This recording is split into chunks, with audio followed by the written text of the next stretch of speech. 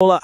Hoje vamos mergulhar nas ideias de um pensador gigante, o geógrafo Milton Santos. Ele nos deu uma lente, sabe? Uma forma totalmente nova de enxergar um mundo globalizado e o espaço onde a gente vive. As ideias dele são, uau, poderosíssimas. Então, vamos lá. Então, para começar, vamos a uma pergunta que parece super simples, mas não é. O que é território? Antigamente, a resposta parecia óbvia, né? Mas hoje nesse nosso mundo todo conectado, a coisa ficou bem mais complexa. E é justamente essa complexidade que a gente vai desvendar. E para entender essa complexidade, o primeiro passo é sacar uma coisa. A própria ideia de território mudou. Mudou radicalmente. A globalização, bem, ela literalmente transformou o chão que a gente pisa.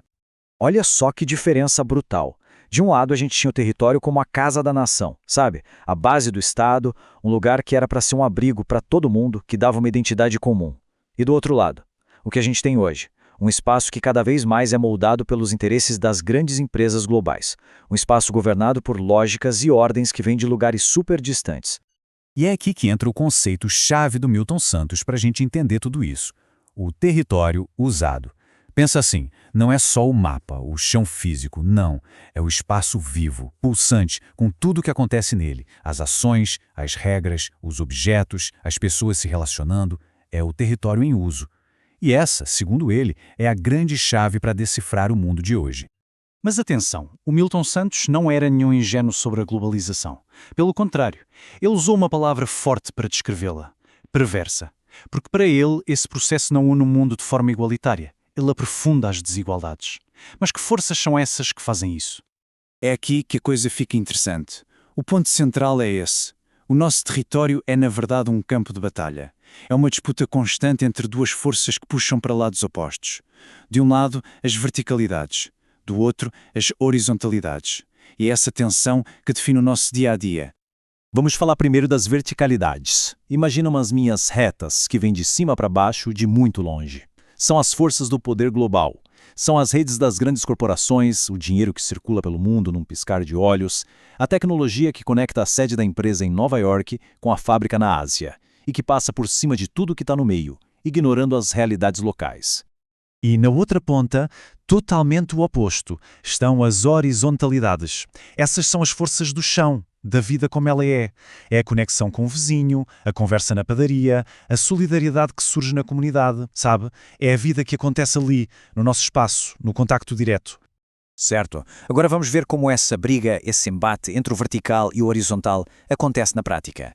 É um cabo de guerra constante pelo controle do território. Olha, a diferença é da água para o vinho. A lógica das verticalidades é totalmente racional, focada no lucro e egoísta. Os atores principais são as grandes corporações. É um fluxo que vem de cima para baixo, do mundo para o nosso lugar. Já as horizontalidades, a lógica é outra. É a da coexistência, da solidariedade. Os atores somos nós, a sociedade civil local. E o fluxo é o contrário, de baixo para cima, do lugar para o lugar. E aqui um ponto super importante. Essas forças verticais, elas não aparecem do nada. Segundo Milton Santos, elas são empurradas, promovidas ativamente por uma espécie de governo mundial. Mas calma, não é um governo eleito, é um conjunto de instituições muito poderosas. E quem seriam esses atores? Bom, estamos a falar de instituições como o FMI, o Banco Mundial, mas também o antigo GATT, outras organizações internacionais e até grandes universidades e fundações globais. São eles que, na prática, criam as regras do jogo. Regras que, claro, favorecem as redes do grande capital. E essa globalização perversa se apoia em duas grandes ideias. De um lado, o que ele chama de democracia de mercado, a ideia de que o território tem que servir a esses interesses de fora, e do outro lado, o neoliberalismo. Um sistema que na prática mina a solidariedade, enfraquece aquela cola social que existe na vizinhança.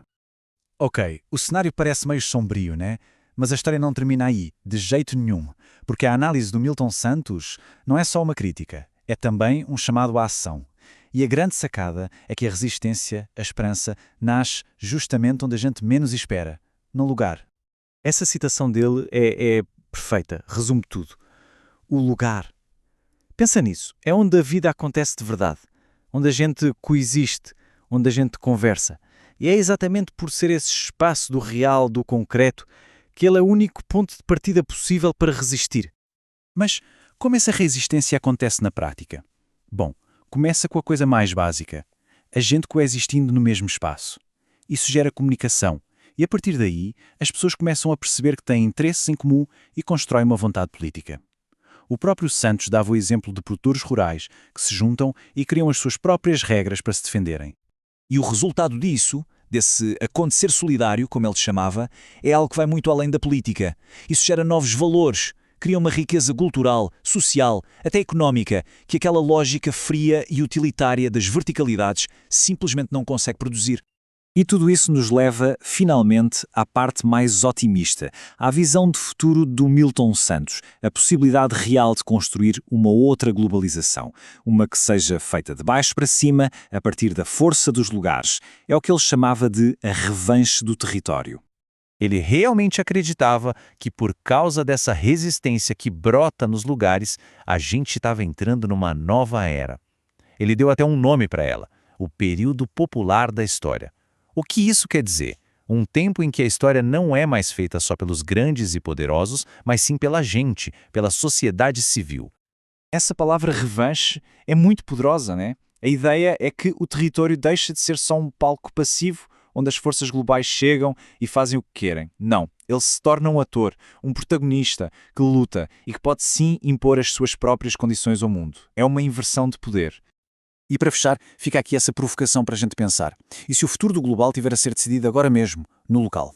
E se, em vez de só recebermos ordens de uma globalização distante, o nosso dia-a-dia, a nossa comunidade, for na verdade o grande campo de batalha onde o futuro do mundo está em jogo? A obra de Milton Santos é um convite para a gente enxergar o poder imenso que existe no nosso próprio espaço.